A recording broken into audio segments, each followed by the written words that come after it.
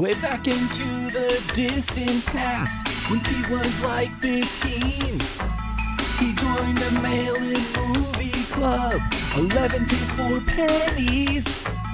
And now cut to 2025, the movie club caught on to Pete's life, and now they want to punish him, so they trapped him in a room with a bunch of movie tapes. Pete didn't want to pay for the movies he got in the 90s. He'll have to watch random horror tapes and tell us about gore and probably some rape. Now keep in mind, Pete didn't pick. They use random numbers and a long list. He's got to get through every movie, one each day for the time we can't foresee. Helpful snowman roll call. Anxiety. Grouchiness. Entropy. Snow. If you're wondering why he did this song and other FAQ facts, just shut up and listen to this show, or fuck it, take a nice nap. It's Helpful Snowman Podoween 2025. Okay, this is a movie called Visher with a V. This one starts pretty strong because like it's low budget and it's the kind of low budget I can appreciate because like they were like, all right, we have 2 actors. There are no elaborate sets. Everything is pretty small. You know what I mean? It's mostly a guy sitting in front of a computer in a low lit room and a lady on a webcam. This is how you do it, guys. If you have $100 and you're like, come be in the movie for beers and pizza, and like that's your horror movie expenses, maybe don't have like, I don't know, a bulk, amazing or not, destroying cars in your movie. You know what I mean? Or like maybe don't have the movie be in goddamn space when you have no money. Like if you don't have Earth money, you don't have space money. It doesn't solve your problem to set it in space. Maybe make like an Invisible Man movie. You know what I mean? Because that saves you a lot of actor money. And you could just cut together lines that an actor said for like other movies and use them for the dialogue. Jesus, this is actually a fucking good idea. The basic setup of Visher is we have a guy who's a phone scammer, like someone who's fishing for information and stealing money from people. And he calls a lady and he gets access to all her stuff, including the cameras in her house. And he's trying to get her to install some software. So basically he can drain her bank account. And, you know, he's like an employee of some larger concern that does this, I guess. I don't know exactly what the org chart looks like, but, you know, he doesn't identify the people himself, right? He gets like, they're like, this is your next target kind of shit. So this is where things do get a little creepy. You know, we're seeing, he's like, okay, you know, ma'am, your account's been hacked. You know, if you can install this software, I can fix everything for you. And she's like, okay. And they have some back and forth or whatever. And then it gets creepy. And for me, this creepiness doesn't hit all that hard in the horror balls, but I could see people being creeped out by this stuff. So he's getting info and he's trying to get what he needs to steal her money. And then he starts getting a little horny for this lady. And he does decline the opportunity to watch her get undressed. Which I was like, good for you, man. What a guy. You know, and I was like, it's a very easy way to have nudity in your horror movie. So I was like, oh, the filmmaker showed some restraint here. And or maybe an actor was like, yeah, I'm not getting topless for this shit. Which I'm like, that's fair. I would be the worst director of horror in that way. Because if I wanted to have nudity in my horror movie and the actor was like, there's no way I'm getting nude for this bullshit, I wouldn't fight them at all. I'd be like, that's relentlessly fair. What can I say? So anyway, he doesn't schmang himself to her getting undressed, but he does screenshot a picture of her face from the camera. And then there's a sequence where he's photoshopping her face onto a bride and his face onto a groom. And, you know, kind of, making it look like they had a wedding photo. So, like it's like they got married. And here's the interesting thing. There's definitely an argument to be made here. Is it creepier to watch a woman undress and jerk off, or is doing that wedding photo thing creepier? Which one is creepier?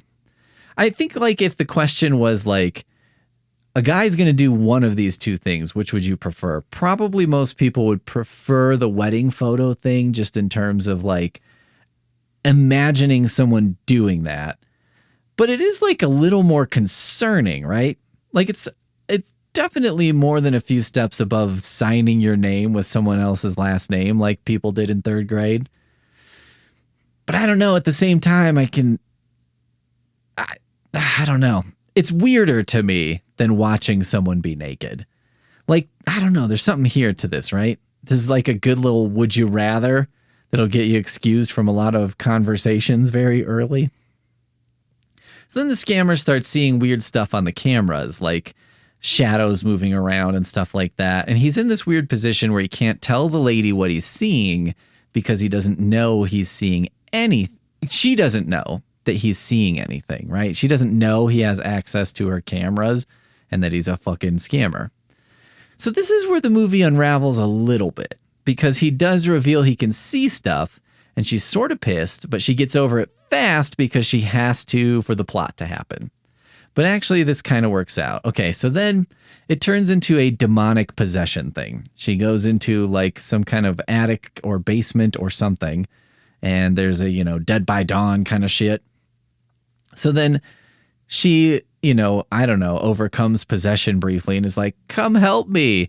And he goes over to her house. Apparently they were in the same town. I don't know why the fuck that would be, but they were. And I don't know if we knew that up till then, but whatever. It turns out what was happening is that she was trapping him, and she was luring him to scam her and eventually come to her house because he had scammed her mother out of her life savings, and her mother killed herself. And so now she's planning to kill him. Which, I mean, if there's someone out there doing vigilante shit against scammers, I am not mad about that. You know what I mean? There's so many things to choose to be mad about and to just be mad about without a choice. And that wouldn't make a high point on the list for me. It's a good twist, right? And like, I didn't see it coming, and it does serve because it explains a lot of the sort of inconsistencies in the movie, right? Like, you're watching the movie and he confesses that he can see her cameras and stuff, see what she's seeing in the cameras, and she's pissed, but she keeps talking to him and stuff, and you're a little bit like, why would you keep talking to him in that circumstance? You know what I mean? Wouldn't you just be like, oh, fuck that? Like, wouldn't that be the end of it? But then when you find out this is what was going on, you're like, oh, okay, that does kind of make sense. And when I was like, it's weird that he lives in the same town as her, but then when you find out this was all orchestrated by her, you're like, oh, okay, well, I guess that would be why. You know what I mean? It explains everything. So she has him tied up, and there's a pretty great moment where she has her mother's ashes in an urn, and she opens it up and stuffs a bunch of them in his mouth for some reason.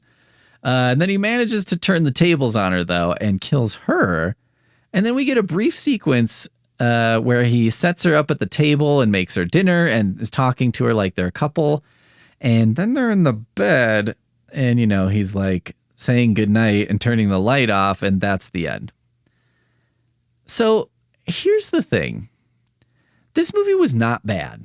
It was actually pretty good, but I did think it was like a twist cone that has chocolate, vanilla, and strawberry, which means it has one twist too many. Like, I don't think I needed the sort of he's a corpse fucking weirdo to be the end of the movie. Do you know what I mean? I don't know, like, maybe it would have been more interesting to see us, to kind of make us like the scammer a little more, so that when we hit the ending and it's like she's going to kill him, we're actually concerned for him. You know what I mean? And like, I think they tried to do it. One thing is the guy is in a wheelchair. I don't know if the guy who the actual actors in a wheelchair or not, but you're like, maybe that was like to engender some kind of sympathy or something. But I was like, yeah, I don't know if that overcomes the creepiness of the whole wedding photo thing. You know what I mean? But anyway, maybe if he wasn't like a full-on creep and didn't do that, or even if they dialed it down, maybe he should Photoshop a picture of them holding hands at a carnival instead of being at a wedding.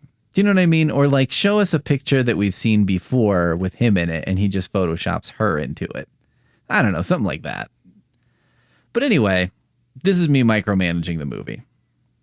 Overall, pretty good. Maybe one twist too many. But hey, who hasn't been there? I want to rate this movie on the basis of how relieved I'd feel if I went into someone's basement, found a bunch of corpses, and then discovered that the corpses were all big-time scammers who really screwed a lot of people. It would be pretty far from total relief. That's asking kind of a lot. But maybe just a slight relief if for no other reason than I'm not a scammer, so I'd probably be relatively safe. I mean, I'm always looking out for number one, which only in this specific contest is me. It's helpful, Snowman, Podoween 2025.